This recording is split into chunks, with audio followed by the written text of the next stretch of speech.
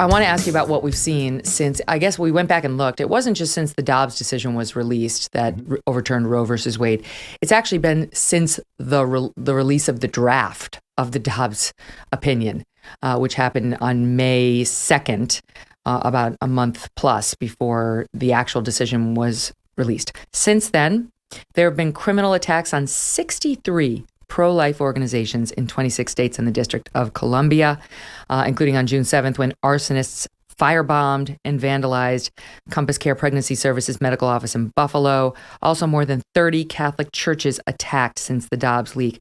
This is so crazy. And in 17 of those, they made clear it was about abortion.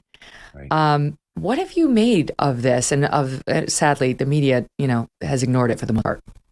Right. That's the part. That's the part that is shocking to me. If I step back, I get it. And in the sense that if you feel under attack, then you want to lash out. So that part of it is, again, obviously not condoning and not even saying like, this makes sense. But I can understand how someone, if they're in the place where, wait a second, I've had this, what I consider to be a right to have an abortion, and now it's being taken away, a right's being taken away from me. I get the idea that you'd want to lash out. At the same time, I don't get the reality that this might be for many people, the first time they've heard of that is when you just mentioned it.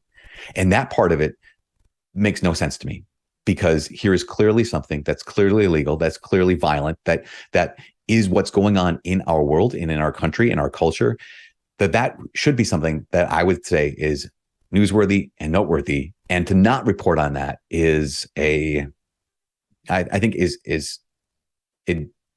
there being dereliction of duty is I think what that would be ultimately. When I say I understand it, I want to clarify.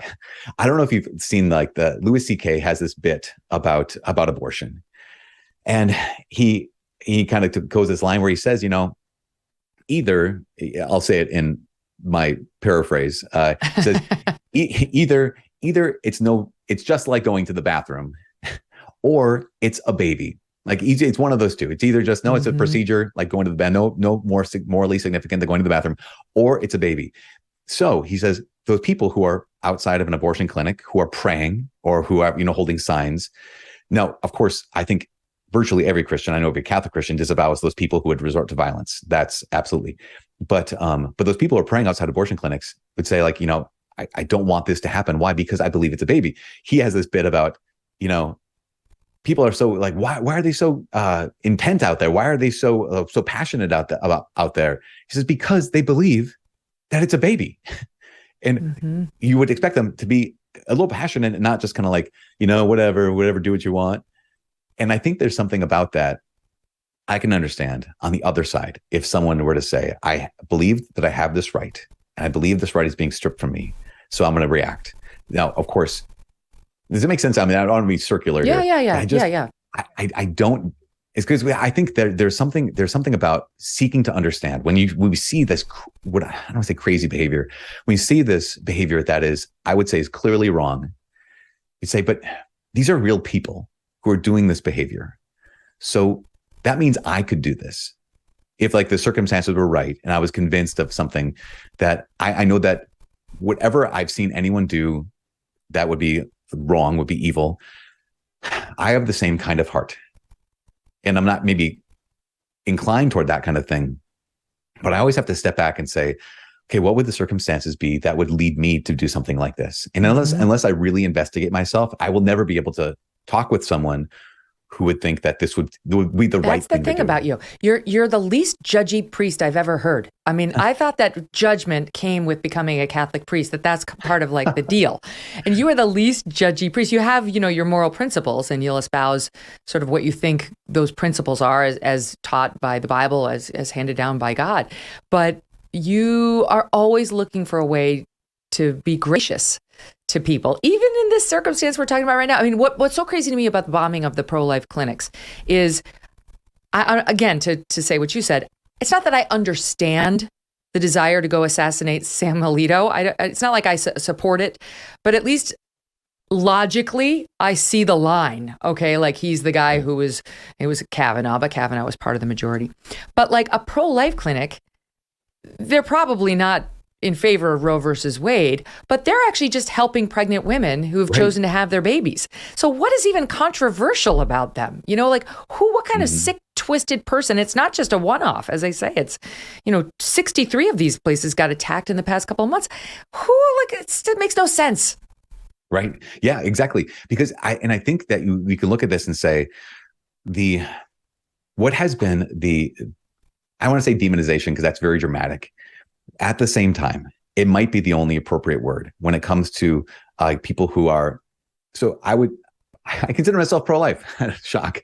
And I would say that what that means is, of course, I'm pro the life of the baby. I'm also pro the life of the mother. I'm also pro like post-birth help and assistance of whatever we can do as a church and we can do as Christians to help people who are helpless. I mean, if you read the Bible, once again, it's who do you take care of? Okay, the poor, the widows, orphans. Why? Because they need the help. And that's one of the things that is so important for us is like, why do we help? Because someone needs it. And that's why I love the definition of mercy being mercy is the love that we need the most and we deserve the least. And that's just, that's for everybody. It's like, you don't qualify for my love. You just need it. One of our sponsors today is Donors Trust, the principled, tax-friendly way to simplify your charitable giving. This is a great idea. Listen to what they do. Cancel culture does not just affect comedians and commentators anymore. It affects everyone. Hardworking, everyday Americans, people minding their own business, civilians. Civilians are now getting canceled. How so? It derails their charitable giving. Even that's not safe now. Take Jeannie's story, for example. All right, Jeannie did her charitable giving through one of these big national donor-advised fund providers. That is, she did that until, without a clear reason, it refused to send her charitable dollars to a conservative nonprofit. Jeannie shares her story this way, quote, "I'm a conservative. I believe America's great, despite her imperfections, and that capitalism brings great good to society rather than government. Earlier this year," she continues, "I requested another gift from my donor-advised fund, and it was rejected. Jeannie wanted a donor-advised fund that shares her conservative principles, and she found it in Donors Trust. This is the oldest and largest donor-advised fund committed to limited government, personal responsibility, and free enterprise. Do you want a principled partner helping you support causes close to your heart, one that's not judging you all the time? If so, consider opening a donor-advised fund with Donors Trust. For more information on how Donors Trust can help you with your charitable giving, go to donorstrust.org/MK to receive a free copy of their donor prospectus. That's DONORS trust, TRUST.org/MK. Hey, thanks so much for watching. If you like what you just saw, hit the subscribe button for more clips and full episodes.